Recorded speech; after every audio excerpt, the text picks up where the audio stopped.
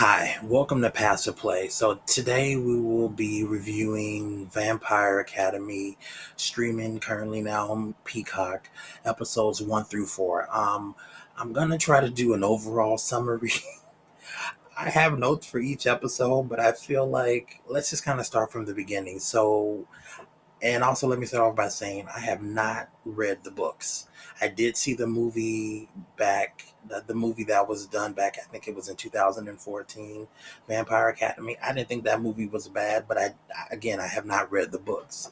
So, I'm not coming from reading the books to comparing it to the TV show or the movie. I've always liked movies and shows with like magic and things of this sort. So this is kind of in my wheelhouse of like stuff that I like.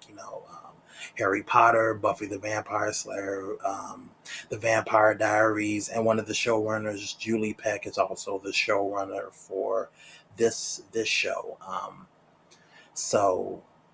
Either way, I have not read the book, so I don't have that. I don't have that comparison and quote to base it on. It's just based on what I'm actually seeing and hearing in the show. So let's kind of start off. Let's kind of do just like an overall definition. So you have the Moroi, which is you have royal Moroi vampires, and you have non-royal Moroi vampires. And then you have Dampier, which are guardians of the vampires, and they are a crossbreed of male vampire royals and female Dampier. And Dampier are just humans. And you have Strigoi, which are enemy to the vampires, and they're basically now there's three ways you can become a Strigoi vampire. They're separate from the regular Moroi vampires, but basically a Strigoi vampire is kind of like basically just a true predator killer. They're kind of more like a savage vampire. They feed on the Moroi.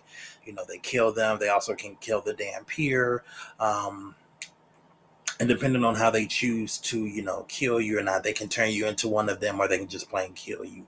I guess depending on that specific Strigoi. Now, as far as the kind of like zoomed out world, you have the Queen, and then you have the royal families, the royal vampire Moroi families.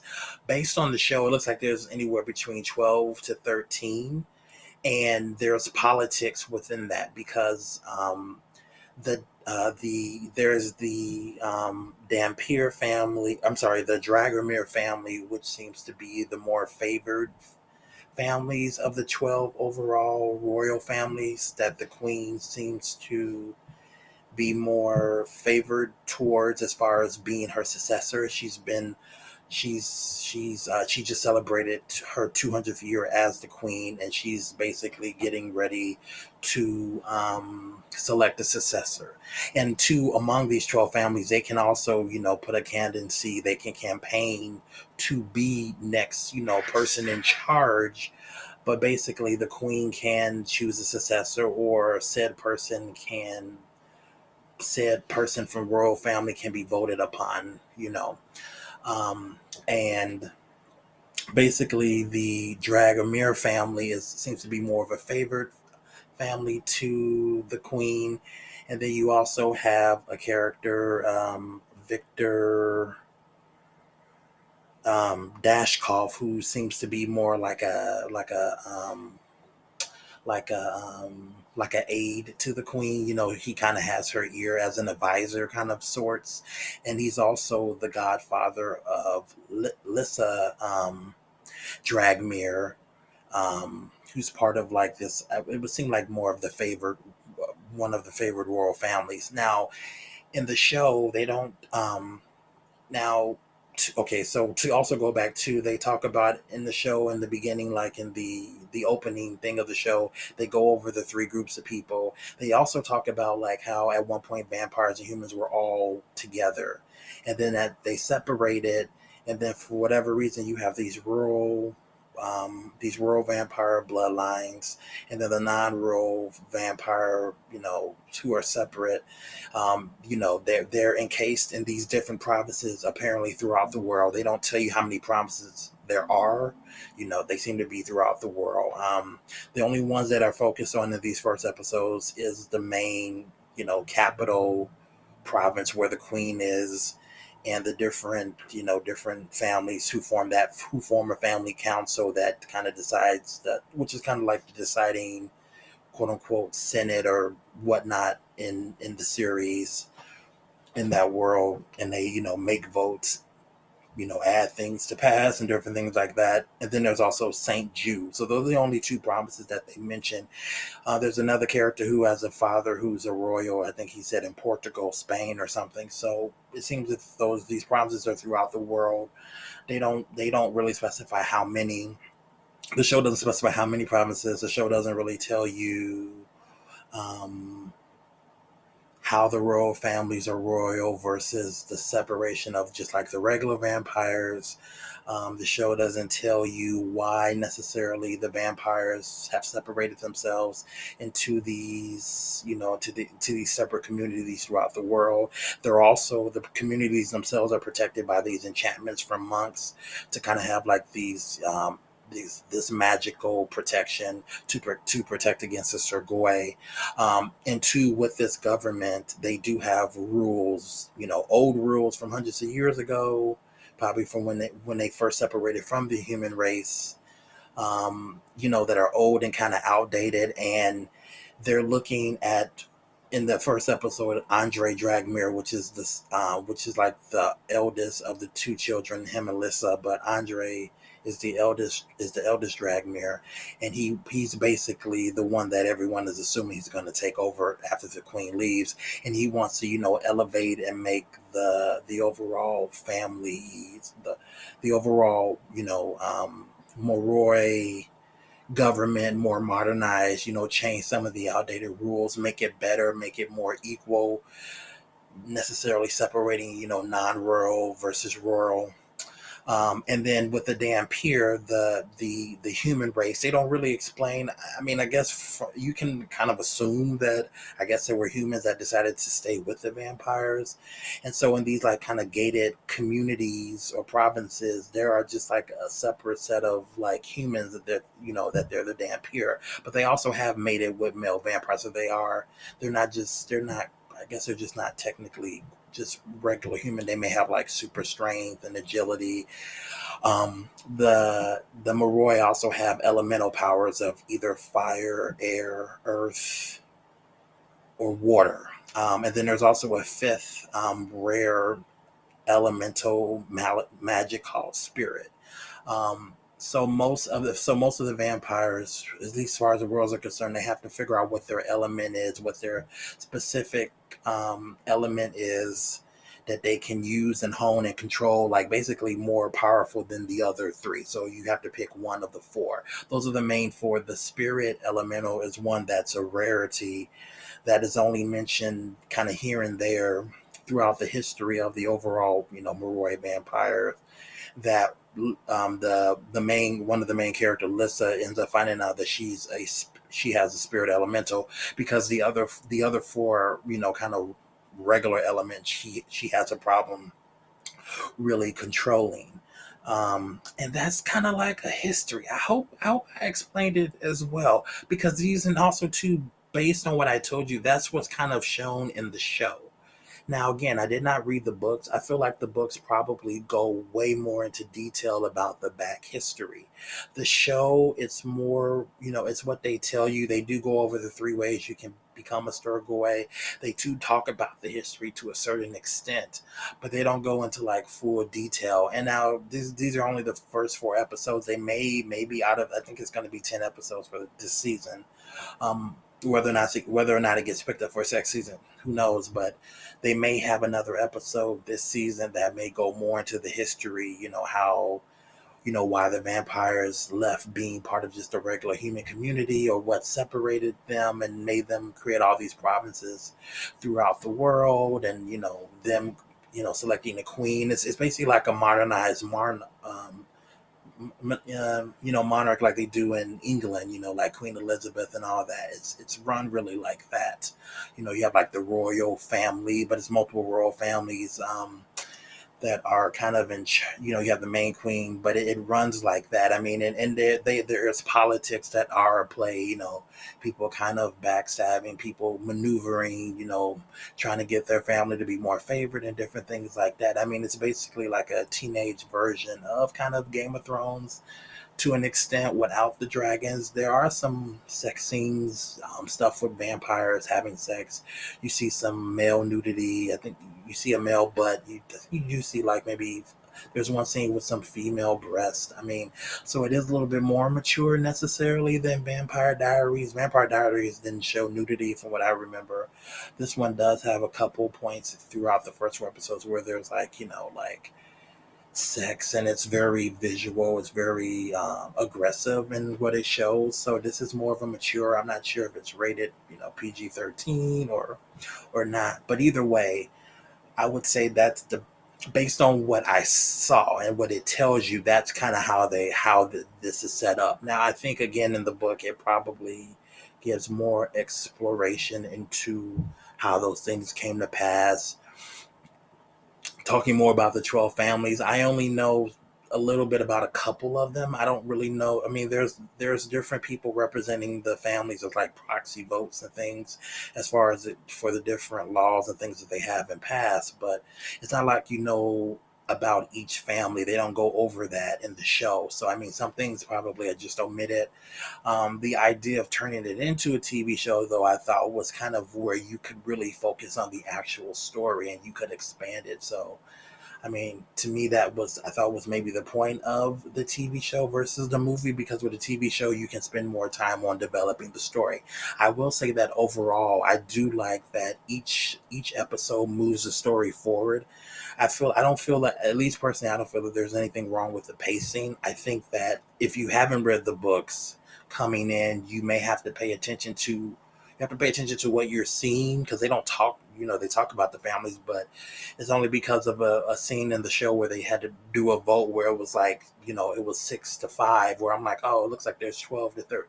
There's like 12. And then later on, somebody becomes part of the royal, someone else gets a proxy to vote and they become part of like the family, the royal council to vote on future laws. So I don't know, was she replacing a family member, or did she just like get a table, a seat at the table? So I don't know, is it like, originally it seems like it was 12 and then maybe she's the 13th, or maybe it's still 12 and she just kind of replaced whoever, another family member. So she's there because the Tatiana character, she wants to put her bid in to be the next ruler. um so it just depends on it does depend on, I would say, pay attention though, not like you need to sit down and take notes, but like I would say you really kind of would have to like really be aware of what they're saying and what you're watching to kind of get a gist of it. Some things are explained in passing, like kind of you have to pay attention to it. Um, but I think that they do a pretty good job from what I see based on, what the show is. I would say if you know the books, then you probably know a lot of this stuff and you don't necessarily need the explanations. I guess it just depends on how well you feel things are compared to the book. Of course, when you do adaptations, Hollywood or any director, any writer are going to kind of take, they're going to adjust it and make it, adaptable for whatever they think audiences will want. And so that probably has been done here. Again, the history, there's a lot of things that aren't explained. You just you got to take what you see for face value, and what they tell you is kind of what they tell you. All right. So, and then progressing into that, you have it focuses on the main characters, Lissa and Rose. So Lissa, again, she's part of the Dragomir family, and you have Rose, who is training to be a Dampier, and they have more of a like sister, like a sister bond friendship vibe. They don't have the, you know, she, this is a rural vampire, and then this is my bodyguard, this is my protector kind of relationship. They have a very much of a sisterly kind of bond, and they grew up together from little. little kids basically, and the story basically focuses on them. Um, in the first episode, it's the celebration of the Queen's 200 years on the throne, and all the royal families are there from about, again, they don't tell you where all these provinces are. You only know about the main one, which is the capital. They have like this thing called the Dominion, which is like a basically like a televised channel of what the royal family is doing. And then there's also in the later episode, something happens at the St. Jude province. And so you just don't know how many provinces there are. And though they have, and it seems like the royal families are throughout the different provinces, because you have like, the main family, and then like, cousins and whatnot. So I think each province has their own kind of royal thing set up of like the extended family members that are within that same bloodline too. Because I guess each area has their own kind of things that they have to vote on, maybe throughout the other provinces, even though that capital is the main one. And I think in all the provinces has like quote unquote a vampire academy, or an academy where the people are training, because And then too, earlier to add, so I was gonna say with the Dampier, you have the Dampier who are guardians, but then you also have some who are like that are who are used as like breeders, which is like the women who are just specifically for like breeding with the royal Moroi vampires. And you also have some who are just for like feeding. If they're not like guardians, they're used to either be feeding the vampires or to be making more kind of like baby guardians, breeding them to make more, to have more protection for the different provinces. So as far as the women are concerned, they don't really talk about what happens to the like men. I guess the men are just made to be guardians, or maybe right, but it seems like the women, there's different levels. What where if the women aren't guardians, then they end up becoming part of these communes where they end up being, basically, meals. I mean, they don't kill them, but they're used as like blood banks for the royal Moroi and the non-royal Morois, and they separate the royal feeders, Dampier, versus like the non-royal Dampiers. There's like separate areas where the royals can drink, and the non-royal vampires can go clubs and where they're stationed. Different rules, different perks, different non-perks depending on if you're a royal or a non-royal Moroi vampire. So there is like a hierarchy. And basically, the Dragomir family kind of wants to change that more or less. They want to make it more fair and equal. But anyway, so let's get back. So in the first episode, the queen is celebrating her 200th year on the throne, and the Sturgoi tries to do an attack. It doesn't. They end up failing, and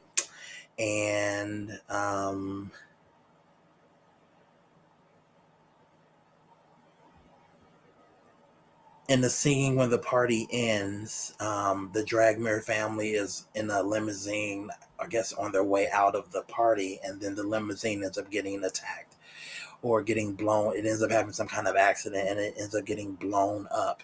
And then 3 months later, it shows that only Lissa survived, and Rose. Lissa's mother, father, and brother Andre, they all die. I guess even maybe the limousine driver, he's not, that person's not important. They don't say anything about them. But 3 months later, it goes to them being at the grave, Lissa being at the grave of her fallen family. She's the only main Dragomir bloodline that's left as far as that family line, within that province or the capital. And, Rose also survived as well, which is her best friend. But Rose plans to, once she finishes training, she plans to be the guardian of Lissa, once, and they're both still in school. So basically, once they both kind of finish schooling, they plan to, remain together, but as far as friends and whatnot. but Rose plans to be Lissa's Dampier guardian, once her training is complete. But they had, the Dampier are assigned to Royal, so just because that's what they want, it doesn't necessarily mean that's what's going to happen, within this story. Um, and so 3 months have passed. She basically is at the grave of her. Lissa's basically at the grave of her dead family. She puts flowers on there, and um, Victor Dashov, that I said before, is her grandfather. So she's kind of staying. He's kind of her guardian now, basically, and he's taking, making sure that she's kind of staying on path of what she wants to do, and making sure that she's okay and whatnot.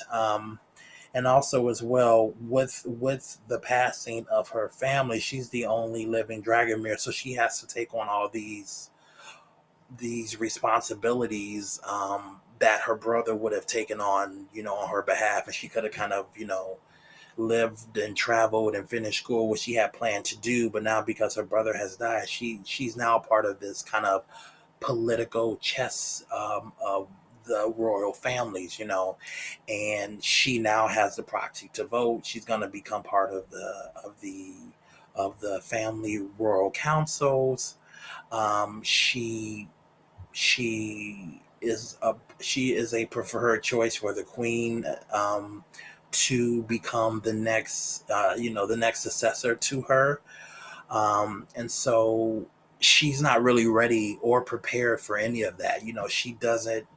Her brother was the one who was supposed to do all that, so he knew kind of all the laws and all the names of the families, and maybe going to those parties. That was kind of all the stuff that he did. So she has to now take on all of this, plus finish her school and training, and she's just realizing that though she may not want to do it, she's going to have to do it.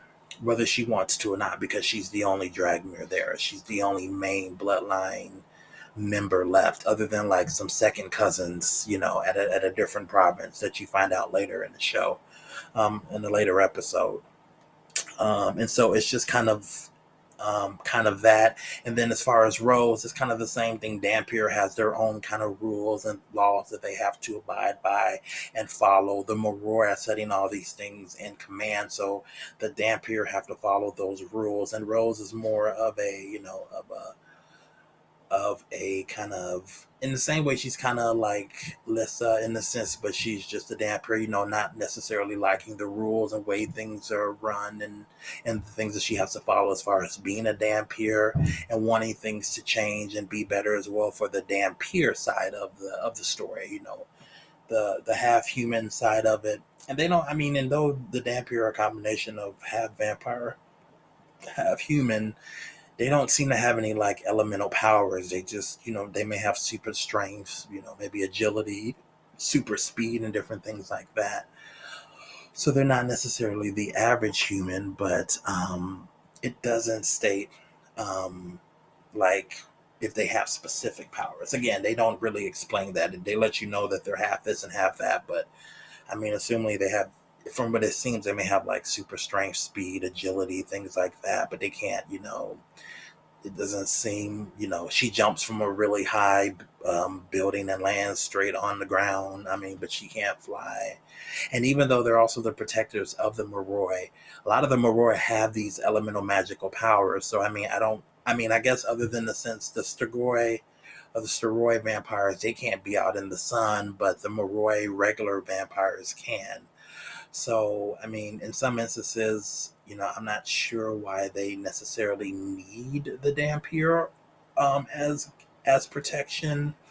I mean, other than the fact, of course, if they get, bit by the steroid, they can become them. But I mean, in most cases, if you have all these powers, why do you really need the protection? Like, if I can do fire, I can just set this vampire on fire. I can use the earth, open the ground and close it or something. You know what I'm saying? Like, there's air. I don't know. With the air, I guess you can blow them away, blow them away, or make yourself jump or fly in the air. I don't know. With water, I mean, I'm assuming you'd have to be by water, but water is technically in the ground all around you, I guess. I don't know. But yeah, so it's like, to me, the Moira would be better capable of defending themselves versus just needing this dampier. But whatever. And I was going to say, do I want to do a part two? I feel like if I go episode by episode, we would be going into a part two. So again, the main story is supposed to be focused on Lissa and Rose. Now there are a lot of other characters. The story isn't just focused on Lissa and Rose. They are the main like central points of it, and then you have like surrounding other Dampiers, surrounding other Moroi vampires, who help and aid them in different aspects that they learn from, the dynamics of their families, and figuring out how to migrate the politics of both sides of being a Dampier and also being a Moroi and a royal, vampire, and seeing the treatments of how some Dampier are treated, seeing the treatment of how some Morois are treated, how people are looked at as being equal or lesser than, or that you shouldn't be with this kind of vampire with this reputation or that kind of Dampier with that reputation, vice versa. There's a lot of like views in the politics. Some people may look at this as like a CW show. Some would say maybe it's more adult. In some cases, it is more adult. I would say that it's a little bit to me above a CW show because I think they do a good job, at least to me, of showcasing how Lissa has to navigate this kind of political world of the royal family and the royal family council, how people are manipulative, how people are backstabbing, who can you trust, who can you not trust, who is your friend, who is not your friend. The Storoi, they seem to be getting smarter. Before they were just, motivated by blood, lust, and different things like that. But now they seem to be more strategic. They're strategizing. They're working together. They're not working one by one to get what they want. They're starting to attack the different provinces, and they're starting to be successful in getting in, regardless of the wards being up. There's just a lot of things going on. So I think the pacing is good. I think that they do cover a lot in the story, other than like the history and why certain things are with the Morois, the Dampier, the Storoi, things like that. Other than the history of these kind of separations and how certain rules and laws are worked, I think that they do explain currently as the story progresses what's going on currently in the main stories and those plots. As far as like the back history, they do talk about certain things. You kind of have to just be like really kind of, some things are more seen than said. It's like they say royal family, they don't tell you how many they are. They say promises, they don't tell you how many they are. So I do like, there's more things that I like than dislike about the show. I will continue to watch it, and I will, continue to do reviews. Um, you know, but I would say I'm not gonna rate this as a pass or play, but I would say that I do like this. So so it's a watch, pass or play. So watch. So it's a watch for me, I guess. I would recommend to watch this show. I think that it does move fast. There's not necessarily a lot of action in some of the episodes, but they do have points where there is action. There's also a thing of these scion hounds that can also detect and attack Storoi vampires instead of just the Dampier Guardians when they end up needing more protection and security for the different provinces, and also just for the protection of the people on the inside. Um, they also have rules and laws for when the Moroi vampires even go outside of the protected kind of insulated provinces. So I think I did pretty good. If I go episode by episode, it's going to be a part two. I've actually covered a lot without specific. I mean, we're going in some detail, but without like giving you everything that happens in these 4 episodes. So I think that's pretty good. I don't want the video necessarily to be this long, but I'm gonna end it here, and I think I did a pretty good job. Hopefully, you guys or everyone understood what I was saying. If you read the books, great. You'll probably have a way better understanding of what's going on, of the things that aren't said, and kind of knowing where the story is going anyway. And then if you haven't seen it, I would say you still will probably have a good time watching it. They do explain a lot to me. Some things are more inferred, and some things are more like you see the answer versus them telling you everything. And I think that I think you may like it, but again, I haven't read the book, so I don't know how far off it is as far as the adaptation. But either way, this is a pass or play. If you have